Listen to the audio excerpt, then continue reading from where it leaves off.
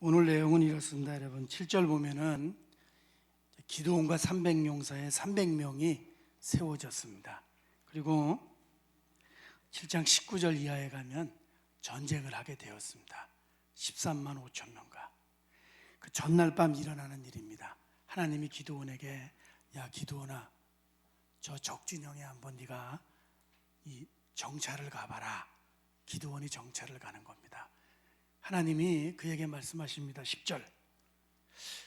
그런데 네가 내려가는 게 좀 두려움이 있으면은 네 부하인 부라라고 하는 신하와 함께 내려가라 라고 말하는 겁니다. 오늘 말씀은 10절을 중심으로 말씀을 나누려고 합니다.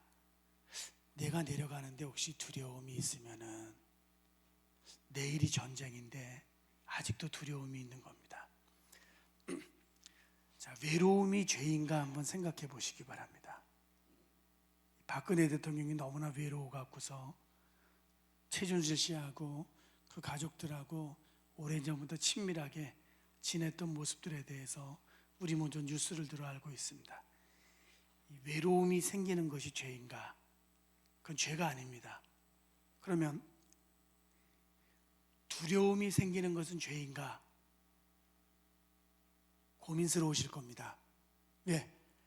하나님을 믿는 사람은 두려워하면 안 되기 때문에.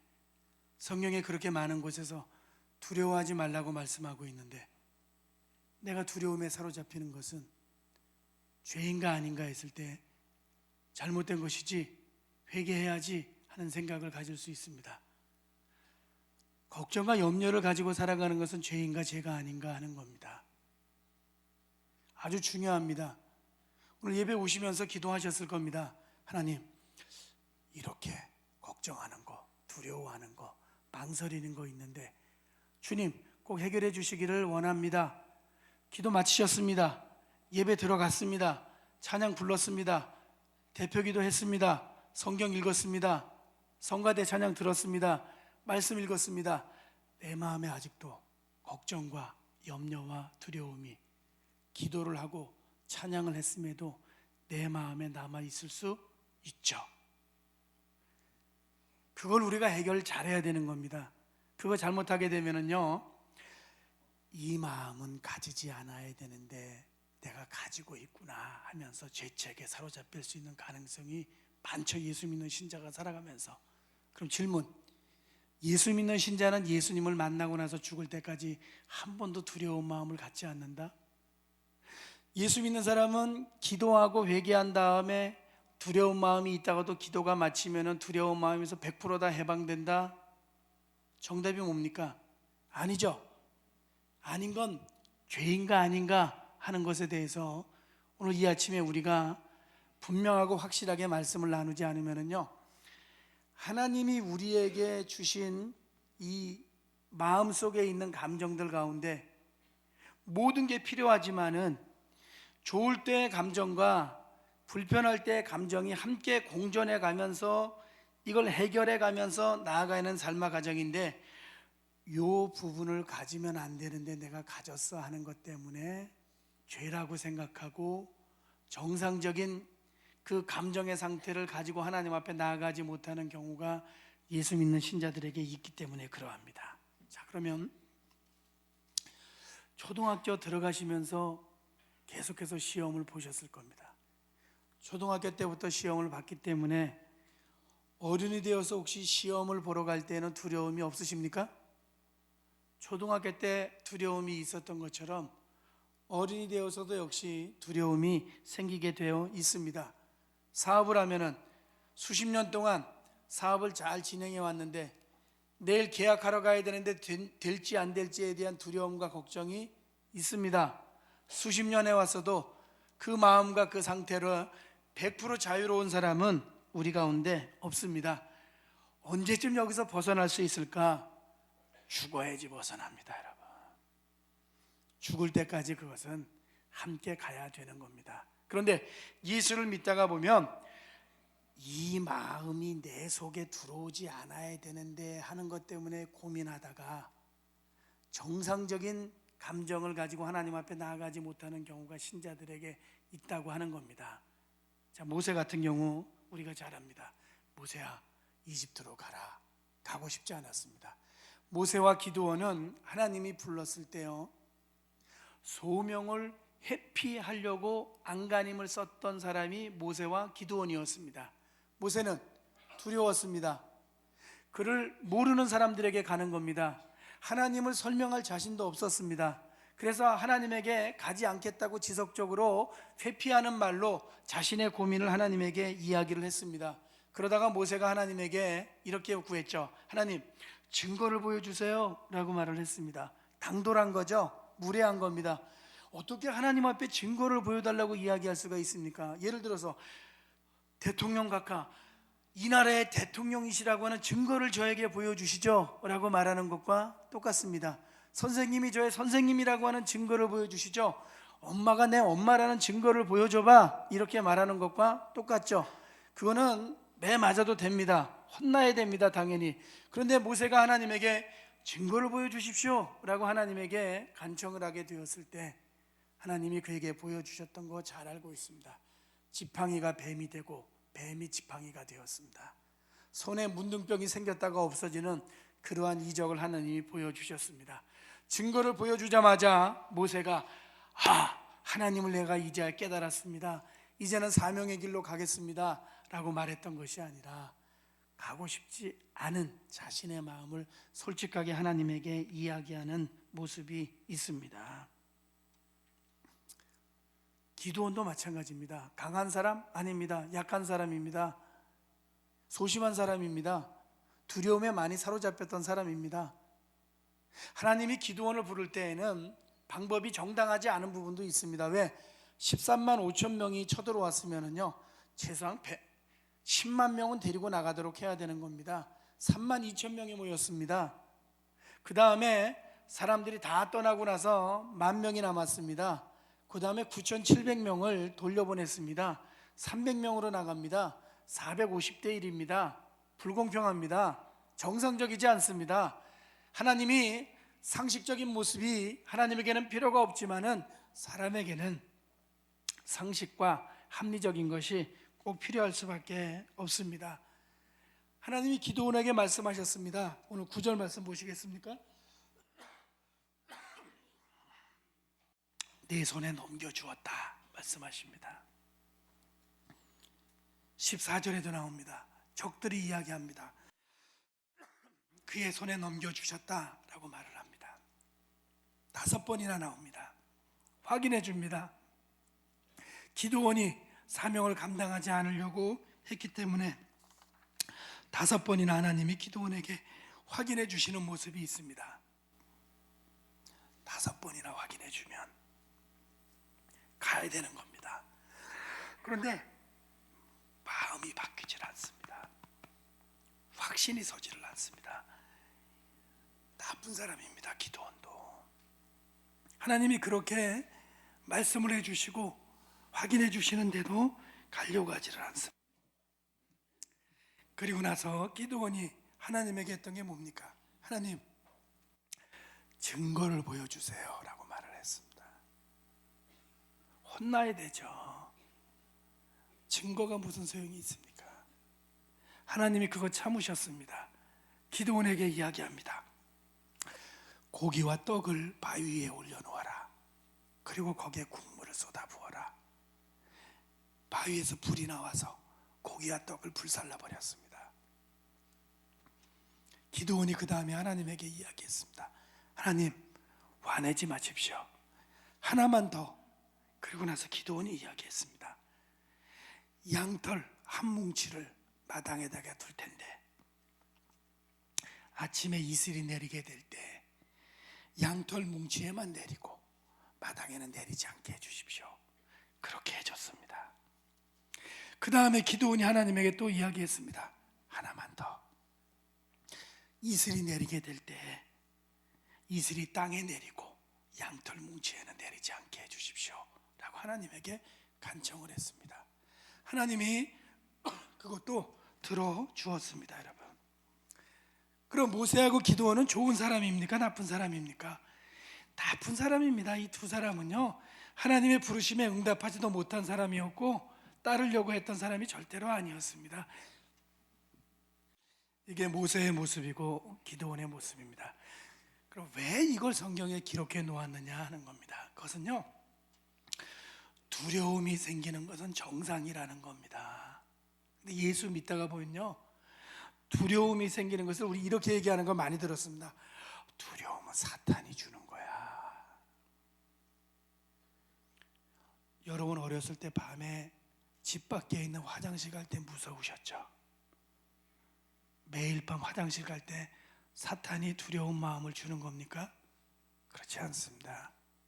두려움은 우리 안에 창조 질서 속에서 주신 겁니다. 그래서 사람은요, 기뻐할 일이 있으면 기쁘지만은요, 걱정되는 일이 있을 때는요, 당연히 두려워하게 되어 있습니다. 그런데 예수를 믿다가 보면은 너무나 많은 경우에 이 마음을 가지면 안 되는데 생각한 나머지 사탄아 내 뒤로 물러가라 라고 이야기를 하면서 두려움을 극복하는 과정을 뛰어넘으려고 하는 신앙인들이 너무나 많다는 겁니다. 잘 생각해 보십시오. 한번 기도했음에도 불구하고 아직도 두려움과 망설임을 가지고 예배드리고 있는 분들 있죠. 왜 그렇습니까? 내가 감당하기에 조금은 크기 때문에 그러한 겁니다. 그것은 그래서 그런 겁니다. 이걸 정상적으로 인정을 해야 되는 겁니다. 그래서 하나님이 모세를 바로 벌하지 않고 혼내지 않은 겁니다.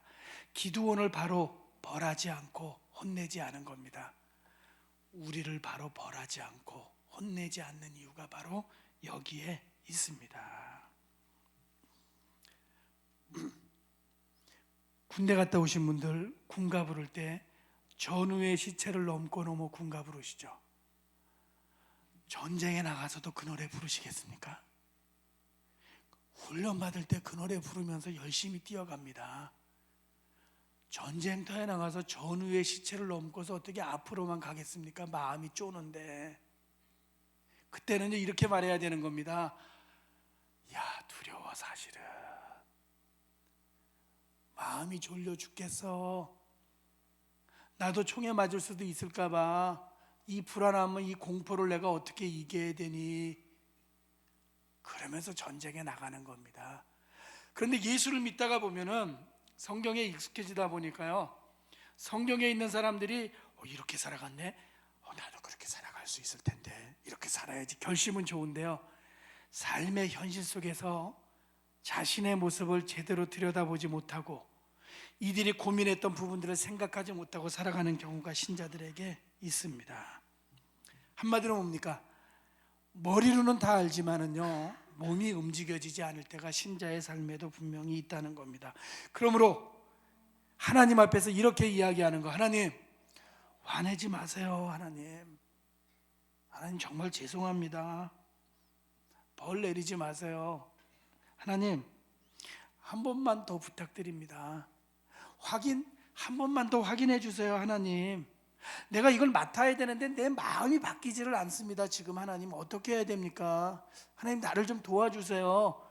이렇게 하나님 앞에 탄식하면서 기도하는 것은 잘못인가 아닌가? 정상이죠. 모든 신자는 하나님 앞에 그렇게 기도할 수 있어야 됩니다. 제 아는 친척이 50인데 회사에서 나오게 됐습니다. 이제 막막하죠. 어렸을 때부터 교회 다녔습니다. 회사에서 나온다는 소리를 듣고 나서 주님이 예배해 놓으셨을 거야. 미래를. 할렐루야. 강하고 담대해야지. 믿음을 주신 것이 이때를 위함이 아닌가. 지금부터야말로 큰 믿음을 가지고 이 어려움을 잘 이겨내야지. 날마다 이렇게 지낼 것 같습니까? 그렇지 않습니다. 밥도 못 먹고 잠도 못 자고 고민하고 자녀가 걱정되고 회사 바로 나오면 어떻게 새롭게 인생을 출발해야 될 것인가에 대해서 머리는 온갖 걱정으로 가득 차 있습니다. 오늘 교회 갔겠죠. 가서 기도하겠죠. 주님 함께 해주세요. 이제 명예퇴직을 하는데 주님 어떻게 해야 됩니까? 그리고 나서 예배를 드리면서도 그 마음이 편하겠습니까? 그 마음에 두려움이 있고 불안함이 있고 공포가 있겠죠. 당연하죠. 왜? 모세도 그러했고 기드온도 그러했고 제 친척도 그러하고 우리도 오늘 예배드리면서도 그러한 마음을 가지고 예배드리는 분들도 우리 가운데 분명히 있지 않겠습니까? 죄입니까 아닙니까? 죄 아닙니다. 그것은 이겁니다. 외로울 때 누구를 의지했느냐, 무엇을 의지했느냐에 따라서 죄인가 죄가 아닌가가 결정납니다. 두려울 때 누구를 의지했는가에 따라서 죄인가 죄가 아닌가가 결정나는 것이지, 내 마음에 드는 생각 자체를 죄라고만 생각하시지 말라는 겁니다. 신자가 살아가면서 여기에 속는 예수 믿는 사람들이 무지무지 많다가 보니까요, 요 마음만을 가지고 살아야 되는데 왜 이 마음이 내 안에 들어와 있는 거야 하는 것 때문에 이 죄책을 못 이기는 신자들이 예수 믿는 신자들 가운데 많습니다. 그러다 보니까 정상적인 감정을 처리하는데 익숙하지 못한 경우가 신자들에게 참 많이 있습니다. 여러분, 하나님은 내 마음이 지금 두렵다고, 걱정된다고, 염려된다고 당장 벌하시는 그러한 하나님이 절대로 아니라는 겁니다. 내 부모가 그렇지 않은 것처럼 하나님도 그러한 분이라고 하는 것을 이 아침에 우리가 다시 한번 기억했으면 좋겠습니다. 여러분, 오늘 10절 보십시오. 이 말씀 아무것도 아닙니다. 그런데 여러분, 10절의 말씀이 왜 중요한지 아십니까? 10절 보시겠습니까? 마지막입니다. 만일 내가 내려가기를 두려워하거든 네 부와 불화와 함께 그 지령으로 내려가라. 혼내야 되는 겁니다. 왜? 300명 만들어졌습니다.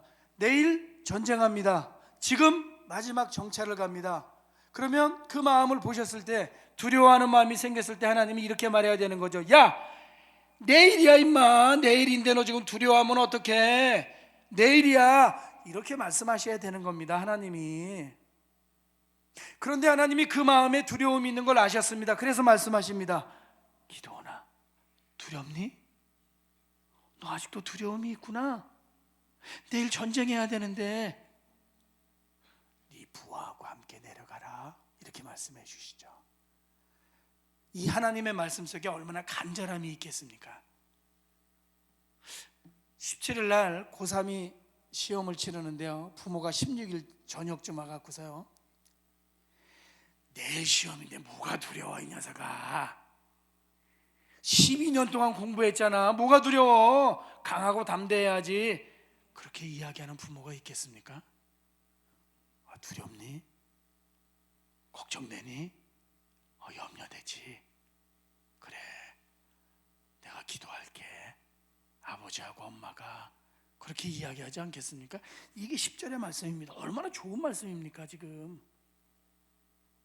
성경은요, 성경에 나오는 사람의 믿음에 초점을 맞추고 있는 것 같죠? 그게 먼저가 아닙니다, 절대로. 그러면 이 부분에서는요, 기드온이요, 하나님 혼자 가겠습니다. 부하 안 가도 됩니다. 주님이 계신데 나 혼자 가면 되죠. 이렇게 이야기해도 되는 겁니다. 왜? 우리에게 믿음을 1번으로 가르쳐 주려면은 아닙니다. 성경은 믿음을 1번으로 가르쳐 주려고 하는 것이 성경책이 아닙니다, 절대로. 성경이 가르쳐 주려고 하는 것은 뭡니까? 하나님이 그 상황 속에서 그 마음을 보시게 되었을 때 하나님이 어떠한 마음으로 다가오셨는가 하는 것을 보여주려고 하는 거죠. 그래서 10절 말씀이 너무나 좋은 말씀입니다. 너 오늘 밤에 두렵지? 내려가려고 하니까 걱정하지 마. 네 신하하고 함께 내려가라. 큰 위로의 말로 하나님이 그와 함께 해주시는 거죠. 이게 오늘 10절 말씀이 우리에게 주시는 너무나 중요한 교훈입니다. 오늘 기도하고 나서도 두려움에 사로잡힌 분들이 있을 겁니다. 내일 시험장에 가야 되는데 오늘 두려울 수 있습니다. 내일 수술실에 들어가는데 오늘 예배 중에 열심히 기도했는데 마음의 두려움에서 벗어나지 못하네. 그러한 마음으로 앉아있는 분들 분명히 있을 겁니다. 당연합니다. 주님은 나에게 오셔서 뭐라고 말씀하시겠습니까? 왜 이렇게 믿음이 없는 거야? 이렇게 말씀하실 것 같죠? 두렵니? 염려되니? 걱정하고 있구나? 아직도 많이 아프지? 마음이 힘들지? 이게 주님이 우리에게 해주시는 말씀입니다. 실망의 마음이 들 때, 두려운 마음이 들 때, 불안함이 올 때, 공포가 몰려올 때 여러분 그대로 받으시고 나서 그대로 올려드리면 됩니다. 여러분 하나님 앞에. 그게 오늘 예수 믿는 신자들이 하나님 앞에서 바르게 가지게 되는 마음의 상태, 감정의 상태 아니겠습니까? 오늘 10절 말씀 마지막으로 읽습니다. 만일 기드온아 네가 내려가기 두려워하거든 네 부와 불화와 함께 그 진영으로 내려가라. 그의 마지막 두려움까지 하나님이 해결해 주시려고 하는 것이 오늘 말씀입니다. 오늘 제목입니다. 아직도 두려워해도 되나요? 내 마음에 그것이 있다면 오늘 이 아침 솔직하게 주님 앞에 내놓는 그러한 아침이 되기를 예수님 이름으로 축원합니다. 기도하겠습니다. 오늘 내용은 이렇습니다. 여러분 7절 보면은